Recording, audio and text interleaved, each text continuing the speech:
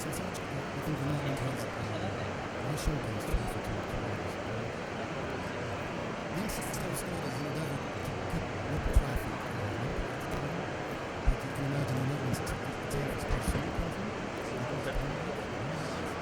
by now more than 80% of the networks that use the exit services are from abroad, and they come to the Netherlands specifically to interconnect to each other and to do business around the region.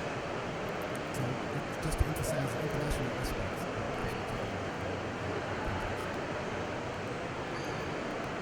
M6 itself, which is a neutral facilitator, a neutral switch in the middle, with no insight on the traffic itself because passing through our platform, we're not involved in the commercial considerations of the networks and switches and so forth in the channel. And that's actually essential for this particular model we have. It's essential for these networks. The M6 itself is completely independent, it's neutral, these can be really care about is to offer this continuously running different switching and stable, and we can do the activity that provides competing networks an opportunity to actually trust it to the impact from the business manager.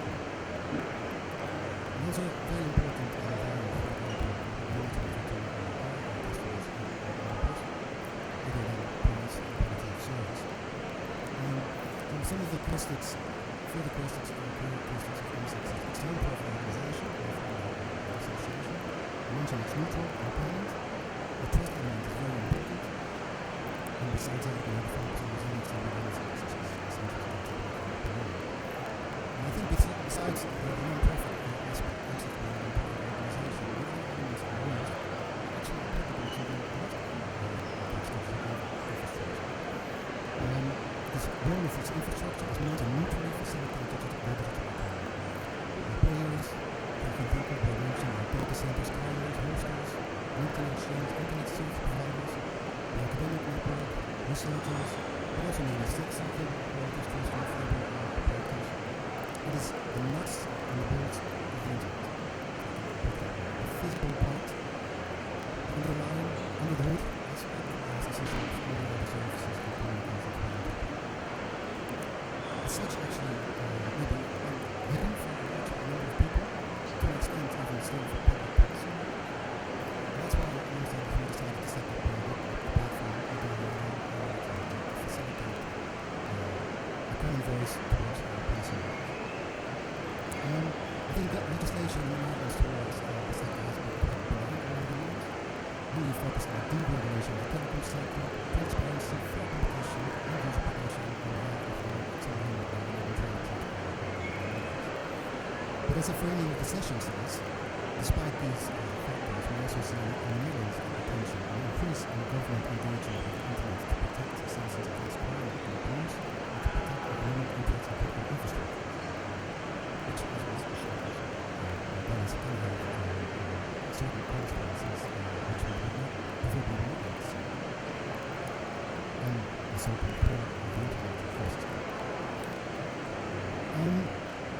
I think as the infrastructure is owned and run by private entities, it is essential that from a public policy perspective, policymakers in the Netherlands, in our case, but also others will have to engage with the sector owners, the private sector. And DINL was set up as such to be a platform to respect policymakers, but also to respect persons and other stakeholders.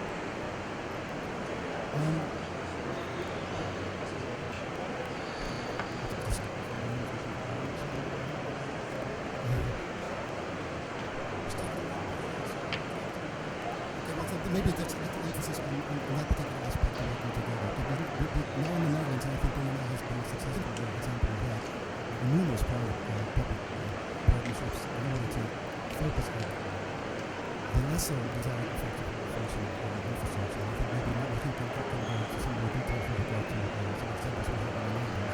And I think that's essential with regard to tackling certain problems of course to the core of the internet concept as such. I don't think I would be an advocate to turn it into official legislation. Even myself, there is not even a fixed definition of what IGF, for instance, is. But I certainly believe that would be very beneficial if there would be some form of declaration to confirm the intention in order to confirm that any form of intervention is actually necessary. I do think, we will go further into the change of community process and other examples, but that element is certainly very valuable in an international context, in intergovernmental context, principles like those proposed by us, I think that would be valuable to be used as an instrument. Thank you, Bastiaan. Well, but now you see that this concept of really, really strong about this concept of infrastructure facilitating mutual agnostic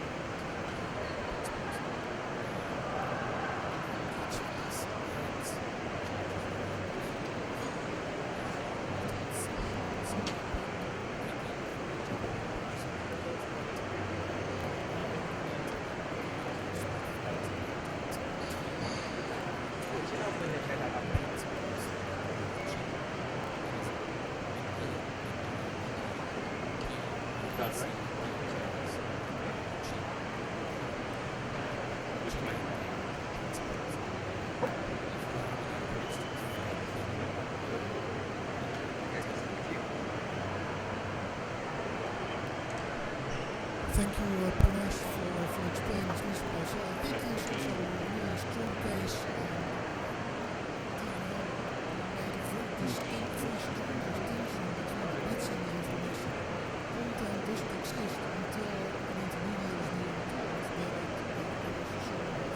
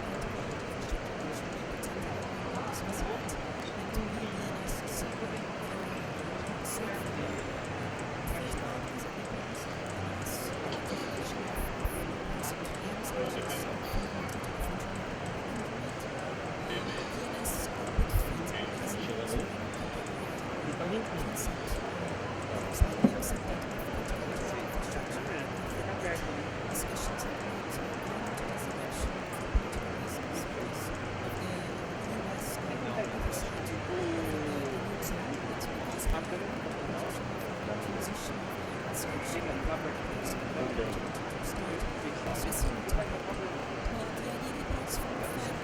start later. Subscribes to a small base of users, and these servers fall clearly into national jurisdiction.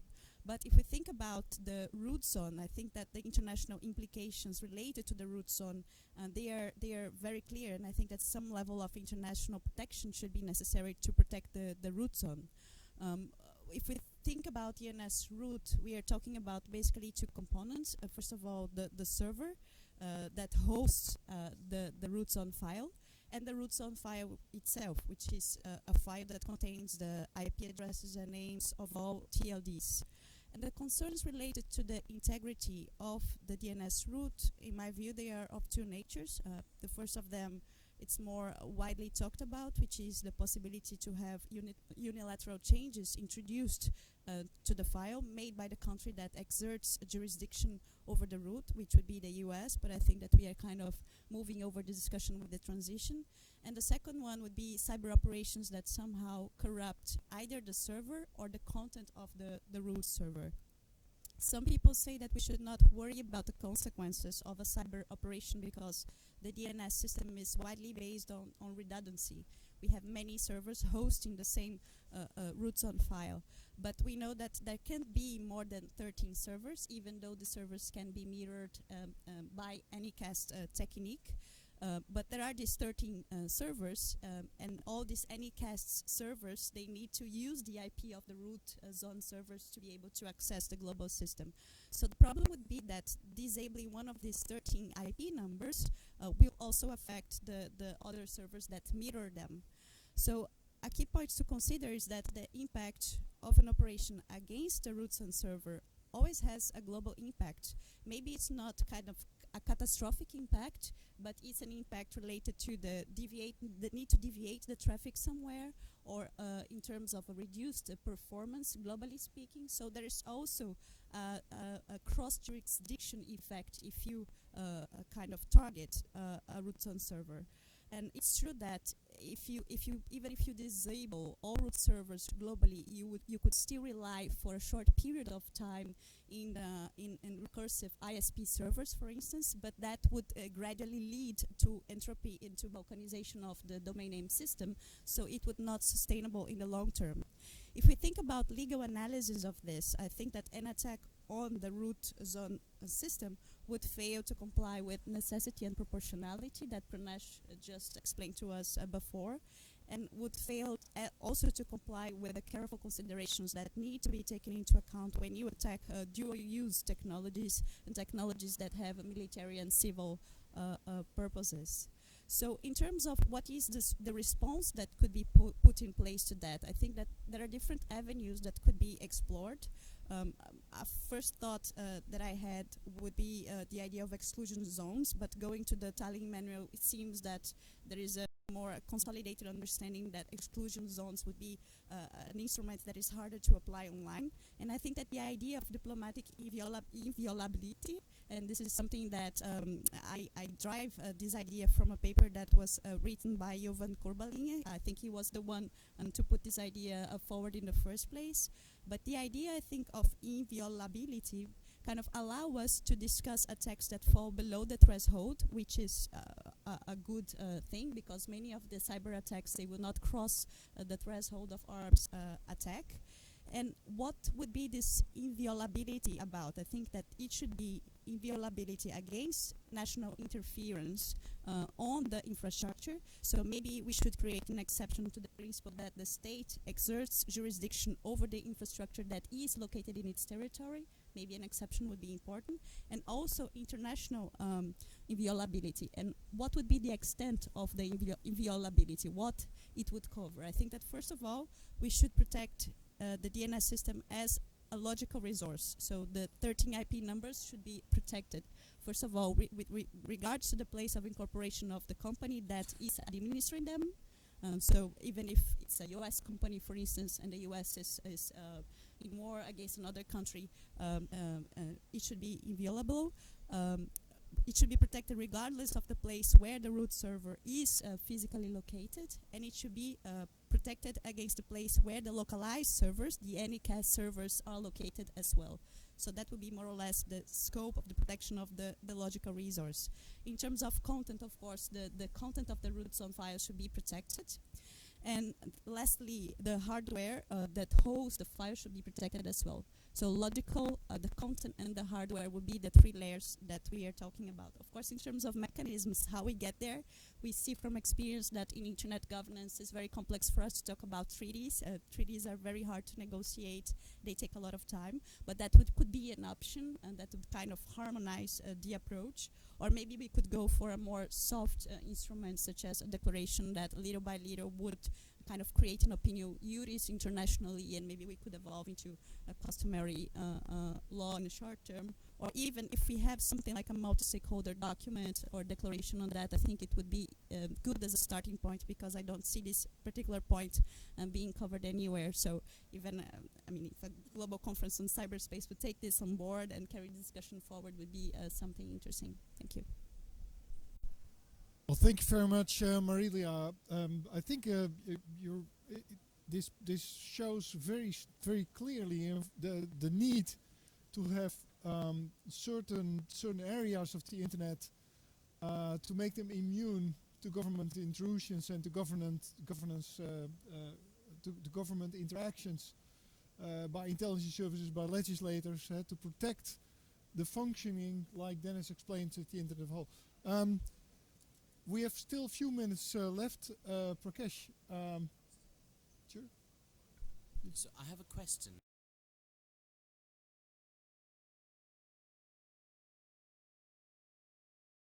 Marilia, I find this very interesting, and we just had a conversation about this before the panel started, and realized that we at CIS are also working around very similar lines on this, but and we too are focused on the root zone, but many of the ideas that you are expressing apply not just at the root zone level, but also apply at the level of regular domain names and registries. So to give an example of why this is important, when in a country, and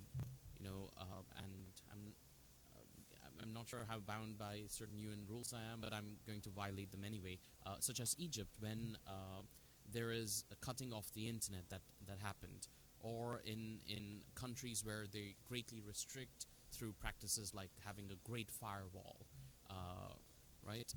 When that happens, well, who gets affected? People of that country, nationals of that country, residents in that country. Even when Egypt cut off traffic, the traffic passing through Egypt still continued to flow. There was only traffic coming into Egypt that was affected, and traffic going out of Egypt that was affected, and within Egypt. But traffic going through was not affected. However, when the US government, when it seizes domain names, and it has done so more than 700 domain names, when it does that, it exercises some kind of extraterritoriality, right? Because it affects citizens who are, Spanish citizens who bought a domain name from a Spanish domain name registrar, and yet because it was a .com address, with the registry being VeriSign based in the US, well, the US government unilaterally asserted a right to seize that domain name, rojadirectors.com for instance, despite a Spanish court having held it to be perfectly legal. Despite a court decision on this issue, they still seize the domain name, which affects people of other countries. Now, I see a lot of similarities here, actually, between what you said about root zones and what we've been thinking in the context of the IANA transition, but also in this context, right? So could some of these ideas at least be expanded, perhaps? Do you think, to cover not just the root zone, but also regular domain names and registry data? I'm afraid we have to wrap up. We're out of time. The light is probably a clear signal. I think I'll take a moment to summarize. One, we start to introduce the concept of digital infrastructure, a public core, a set of goods, or a public good that is required to keep the internet as a whole secure, available, and open. And we agree that not just DNS, but probably a whole list of other elements and protocols need to be protected from improper influence. We need to acknowledge the fact that we're talking about infrastructure and bits, and not about the content. We need to acknowledge that BGP, DNS internet exchanges need to be protected from things that compromise our trust in the entire ecosystem. So I hope this is just a start, a good start of a way of thinking about these core values, about the public core, and we can extend this idea into a list of things that need to be protected, and we can extend this discussion about thinking how then governments should interact according to perhaps the Manila Principle or other ways, how they can interact with digital infrastructure, with intermediaries to ban cybercrime and to protect children and many other things that need to be done for which we feel responsible as well. Well, thank you all for very much for your contributions, and I'll hope we can continue discussion outside this this hall, this venue. Thank you very much, and thank you very much all for coming here.